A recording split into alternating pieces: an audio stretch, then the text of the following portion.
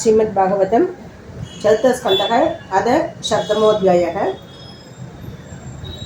57 श्लोकः तस्माऽभ्यनुभावेन स्वेनैवाप्तरादरे धर्म एव मतिं तत्त्वा धृतशास्त्रे दिवं जयुगो एवं दाक्षायणे कृत्वा सति पूर्वकलेवरं चज्ञे किमवतक्षेत्रे मेनेयामिति शुश्रुम तमेव दयितं भूय आवृङ्क्ते मतिमम्बिका अनन्यभाविके गतिं शक्तिशुद्धेव पौरुषम् एतद्भगवतः शम्भोः कामदाक्षाद्वरदृगः सुतं भागवताचिष्या उद्धवान् मे बृहस्पतेः इदं पवित्रं परमीशचेष्टितं यशस्यमायुष्यम् अकौकमर्शनं यो नित्यदा आकर्ण्यनरो अनिकीर्तयेत् दुनोत्यहं गौरवभक्तिभावतः इति श्रीमद्भागवत महापुराणे चतुर्थस्कन्धे दक्षयज्ञसन्तानं नाम शब्दमोऽध्यायः।